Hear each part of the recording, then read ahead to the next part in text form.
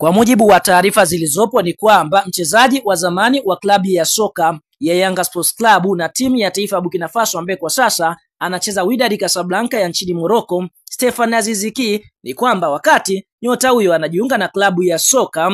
ya Wydad Casablanca alisaini mkataba wa mwezi mmoja kwa ajili ya kucheza michuano mikubwa ya kombe la dunia kwa ngazi za vilabu, na kama mchezaji huyo basi ataonyesha kiwango kizuri, basi moja kwa moja ndipo Wydad Casablanca watakwenda kumpa mkataba wa kudumu, mkataba wa miaka miwili, na Yanga Sports Club watakwenda kuvuna zaidi ya bilioni 1.8 kwa fedha za Kitanzania. Mpaka sasa taarifa zilizopo ni kwamba kuna uwezekano mkubwa nyota huyu akarejea tena nchini Tanzania, kwa sababu ukiangalia katika michuano ya kombe la dunia kwa ngazi ya vilabu, nyota huyu tunaona alikuwa hapati muda mwingi wa kucheza, lakini kama kila kitu kitakwenda sawa katika pre-season ambayo itakwenda kukalika, basi moja kwa moja kwa upande mwingine nyota huyu atapewa mkataba wa kudumu na klabu ya soka ya Wydad Casablanca.